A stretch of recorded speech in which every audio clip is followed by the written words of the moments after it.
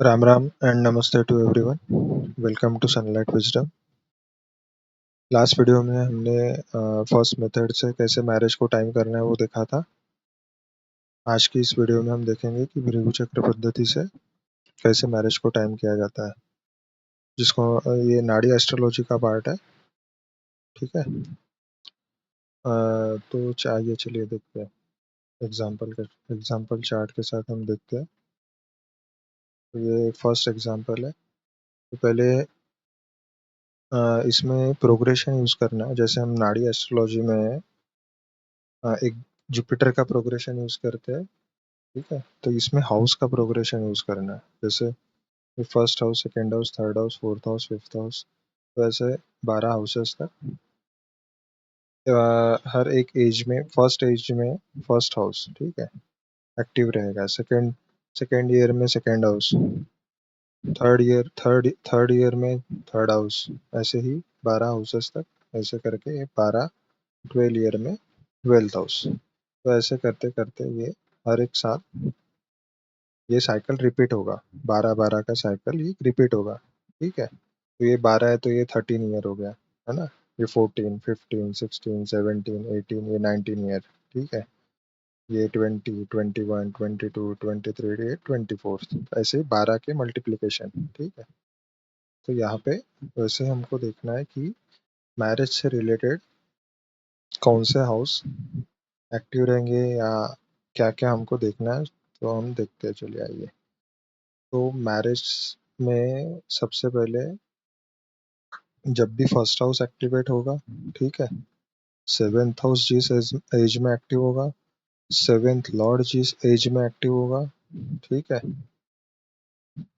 और उस केस में उपपदा लगना भी हम देखते हैं। तो उपपदा लगना जिस हाउस में फॉल कर रहा है और उस हाउस में जो एज फॉल कर रहा है वो भी एक डोमिनेंट एज होगा मैरिज का।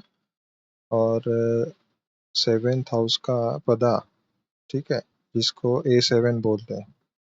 A7 सेवेंथ हाउस का पदा कैसे कैलकुलेट करेंगे। जैसे फॉर एग्जांपल इस चार्ट में सेवेंथ लॉर्ड देखिए। सेवेंथ लॉर्ड है जुपिटर, तो वो कहाँ बैठा है। सेवेंथ लॉर्ड गया अपने से 12th। ठीक है। तो कैसे, एक दो तीन चार पाँच छः सात आठ नौ 10 11 12। ठीक है। तो जहाँ पे बैठा है सेवेंथ लॉर्ड, तो जितने हाउसेस अपने घर से, जितने घर वो दूर बैठा है उतने ही घर आपको फिर से काउंट करना है। तो यहाँ से सेवेंथ लॉर्ड अपने से 12वां बैठा है, तो यहाँ से फिर से 12 काउंट करने पर क्या आएगा, फिफ्थ हाउस, जो कि इससे 12वां है। फिर से 1 2 3 4 5 6 7 8 9 10 11 12, तो यहाँ पे A7 आएगा। तो जिस एज में ये हाउस एक्टिव रहेगा तब भी मैरिज के प्रोमिनेंट चांसेस रहेंगे। और मेल के केस में जब वीनस एक्टिव रहेगा तब भी मैरिज, फीमेल फीमेल दोनों के लिए तब भी मैरिज के चांसेस रहेंगे। और उस केस में फीमेल के लिए हम जुपिटर और मार्स भी लेंगे। जुपिटर पराशरी एस्ट्रोलॉजी के अनुसार और मार्स हम नाड़ी एस्ट्रोलॉजी के अकॉर्डिंग लेते हैं। ठीक है। उसमें हम आरूढ़ लगना भी कंसिडर करते हैं वैसे, है ना। लेकिन हम स्पेसिफिकली अब चलिए एग्जाम्पल के साथ देखते हैं। जैसे इनके एक मैरिज की जो प्रोमिनेंट एज है, हम पहले जैसे यूजुअली अब लड़कियों के केस में 25 के अराउंड, 25 एक स्टार्टिंग एज हम कंसिडर करके चलेंगे, क्योंकि आजकल इतनी जल्दी किसी की मैरिज होती नहीं है। बहुत कम केसेस में, रेयर केसेस में 25 से पहले मैरिज होती है। ठीक है। तो हम इस वीडियो में 25 एक बेसिक एज कंसिडर करेंगे, है ना। और 32 मेल के केस में 33 34 तक हम देखेंगे।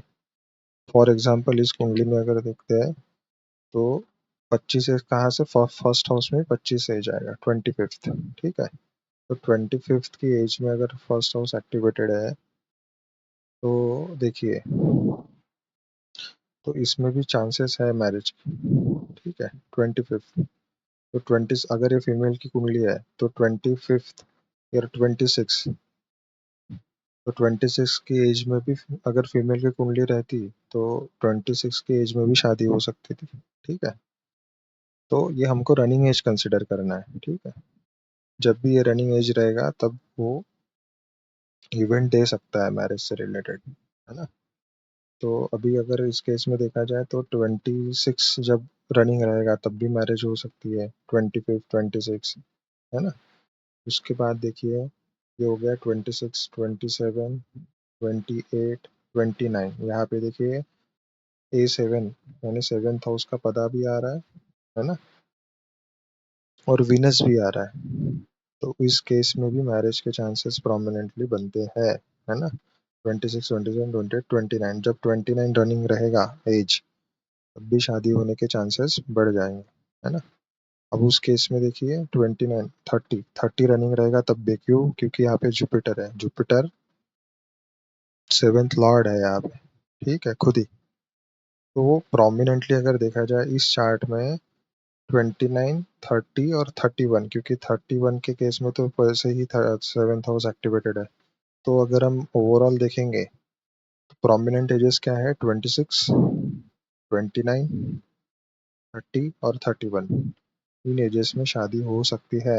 अगर डिले का केस है तो डिले के केस में, वो डिले का योग हम बाद में देखेंगे, लेकिन अगर डिले रहता है, अगर मेल की कुंडली है फॉर एग्जांपल, तो 30 के अबव मैरिज दिखा रहा है, 34 33 के अराउंड समथिंग, तो उस केस में आगे भी आप कंसिडर कीजिए।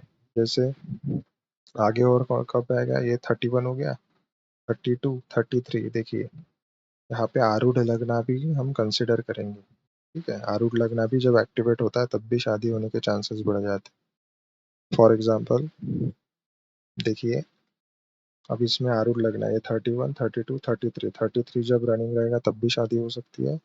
अब ये 34 में उपपद लगना, जिसको हम यूएल, देखिए उपपद लगना भी जब एक्टिवेट रहता है तब भी शादी होती है। मैक्सिमम केसेस में शादी होती है उपपद लगना जब एक्टिवेट होता है तो, ठीक है। अब इसमें फिर से अगर डिले का केस रहे तो 33 जब रनिंग रहेगा, 34 रनिंग एज रहेगा तब भी शादी हो सकती है। इसके आगे जाएंगे तो फिर आपको देखना पड़ेगा मैरिज का योग है भी या नहीं है ना, डिले है या डिनायल है, वो एक अलग केस है, लेकिन हम प्रोमिनेंटली देख रहे हैं तो 34 35 तक हम कंसिडर करके चल रहे हैं। तो ये प्रोमिनेंट एजेस है कौन से, 26 29 30 31 33 और 34, इन एजेस में इस जिसकी भी कुंडली इनकी शादी हो सकती है, ठीक है। अब ये हो गया भृगु चक्र पद्धति का मैरिज से रिलेटेड एक्टिवेशन, कैसे हम मैरिज को टाइम कर सकते हैं, ठीक है। इसके अलावा भी और सारी बहुत सारी चीज़ें हैं। जैसे अभी अगर देखोगे आप, देखिए ये इसमें थर्ड जो मेथड है, सैटर्न का ट्रांजिट अगर उपपद लगना पे या दारा कारका पे होता है। अब उपपद लगना तो मैंने बताया, दारा कारका जो है, दारा कारका जो है जो सबसे लोएस्ट डिग्री प्लैनेट है हमारे चार्ट में, ठीक है, वो हमारे कुंडली में ये जेमिनी एस्ट्रोलॉजी का पार्ट है, ठीक है।